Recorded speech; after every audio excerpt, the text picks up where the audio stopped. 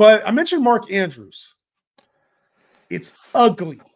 Ugly right now. We talked about his, you mentioned, low target, no low targets, low snaps, low routes run, like just low everything for Mark Andrews, who put up a goose egg in week 3. And it's absolute panic time right now, in my opinion. Like, I've never been really a big Mark Andrews guy. I always felt that Mark Andrews was kind of like his orbit went with Kelsey's. Like when Kelsey was higher, we always took Andrews a little bit overboard because of that. It's bad right now. Yeah. It would be different if week 1 you go by, you're like Isaiah Likely, that's their guy now. Like, but there's been 2 weeks now where Isaiah Likely hasn't done shit. And we're like, where are you, Mark Andrews? It's not like you even see in the field. You only played 33% of the snaps.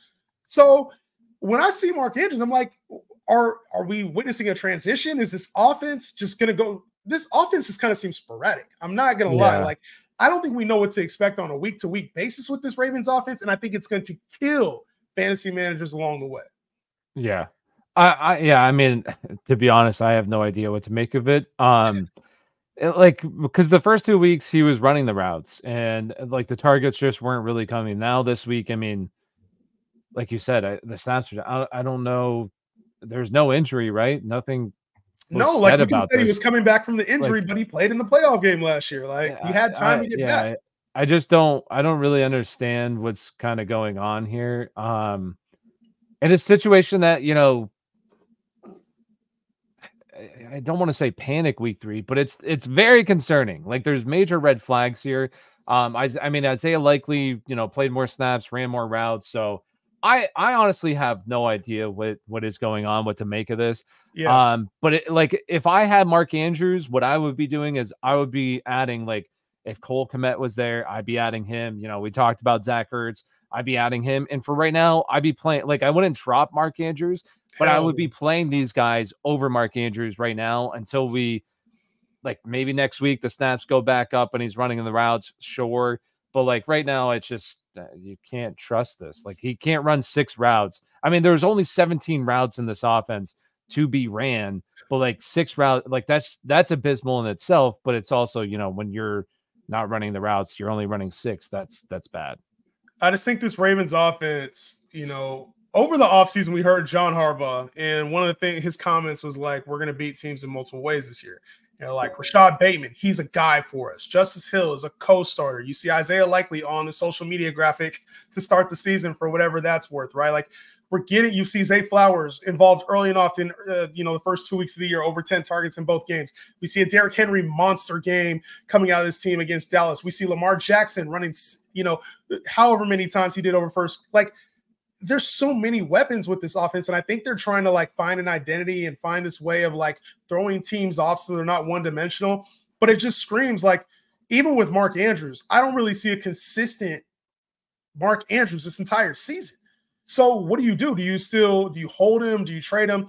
And I think like you just kind of got to value him as one of those back-end tight end 1 options there's a lot of those guys, there's a lot of those players who just aren't going to put up top 5 numbers. They're not going to be top 5 tight ends, but throughout the season, they might have 3 or 4 games that elevates them into that top 12 status.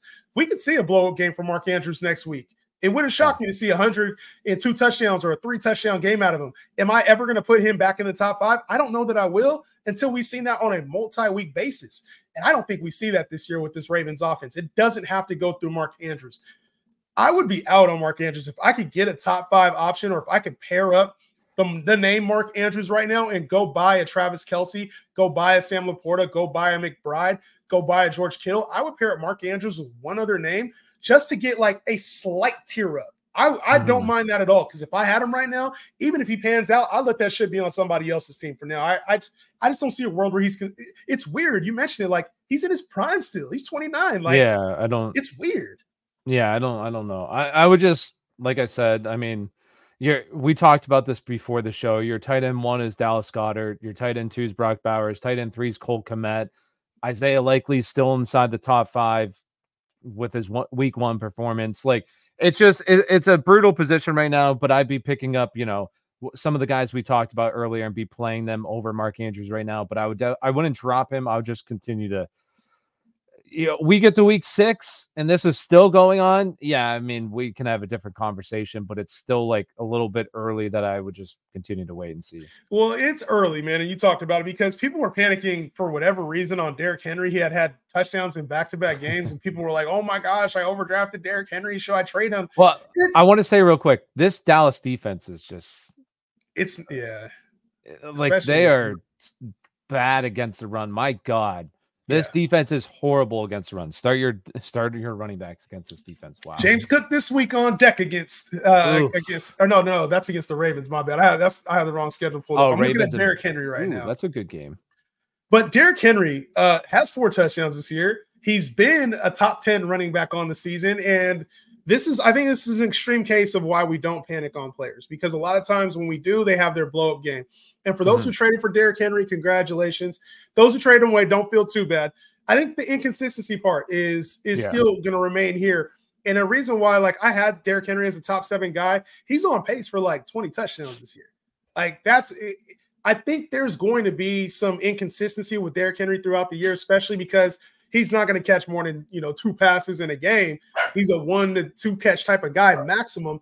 But like, if the touchdowns are there and they're trusting him in the red zone, Derrick Henry's going to be phenomenal.